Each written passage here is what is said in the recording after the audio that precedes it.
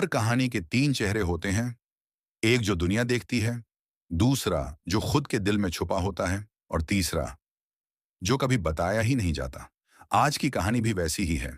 तीन नाम: अमिताभ बच्चन, रेखा और जया भादुड़ी बच्चन। तीनों ने मिलकर वो कहानी लिखी जिसमें प्यार था, दर्द था, समझौता था और एक ऐसी खामोशी जो आज तक गूंजती है। साल था 1970।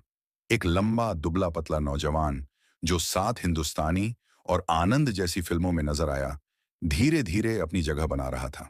नाम अमिताभ बच्चन। वहीं एक और अभिनेत्री थी, जया भादुड़ी, छोटी सी, मासूम सी, पर अभिनय में गहराई ऐसी कि हर किरदार जिंदा कर देती थी।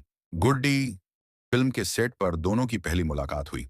जया ने बाद में एक इंटरव्यू में कहा था, मैंने जब पहली बार अमित को देखा तो मुझे लगा यही वो इंसान है जिसके साथ मैं अपनी जिंदगी बिता सकती हूँ।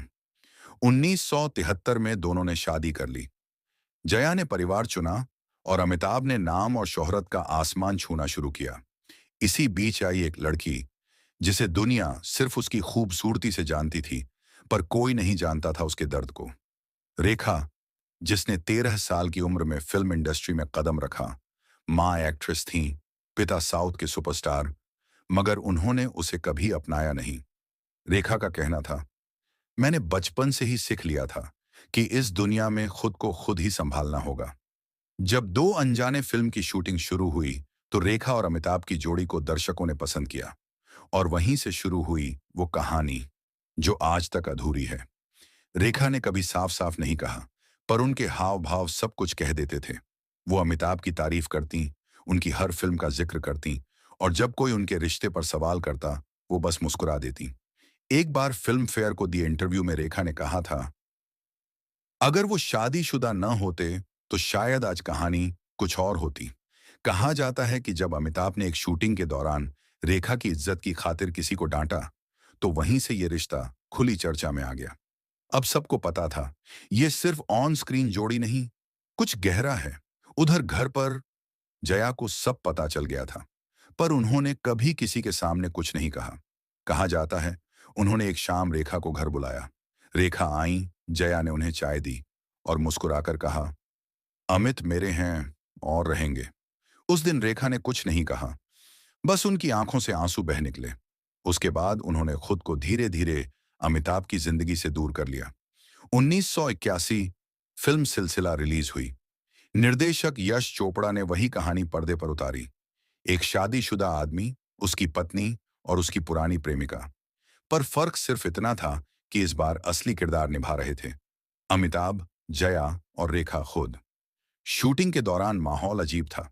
कहा जाता है, सिलसिला की शूटिंग पूरी होने के बाद इन तीनों ने कभी साथ काम नहीं किया। रेखा ने जिंदगी में कभी शादी नहीं की। उनका नाम कई लोगों से जुड़ा, पर किसी ने वो जगह नहीं ली जो अमिताभ ने ली थी। कई सालों बाद एक अवार्ड शो में जब रेखा सफेद साड़ी में आई और सिंधी लगाई हुई थी, मीडिया ने लिखा, क्या वो अब भी अमिताभ के नाम की हैं? पर रेखा ने हमेशा बस यही कहा, वो मेरे लिए खास हैं, पर जिंदगी ने जो दिया मैंने उसे स्वीकार किया। आज भी जब किसी मंच पर रेखा और अमिताभ एक ही जगह दिखते हैं तो कैमरे खुद ब खुद उस ओर घूम जाते हैं। जया की मुस्कान थोड़ी सधी हुई होती है, रेखा की आंखें थोड़ी भीगी हुई और अमिताभ हमेशा की तरह शांत। तीनों ने अपनी अपनी दुनिया बना ली, पर वो रूहानी रिश्ता शायद अब भी जिंदा है, जहां कोई शब्द नहीं, बस एहसास है। कभी कभी जिंदगी में प्यार हमें नहीं मिलता, बस हमें आजमाने आता है।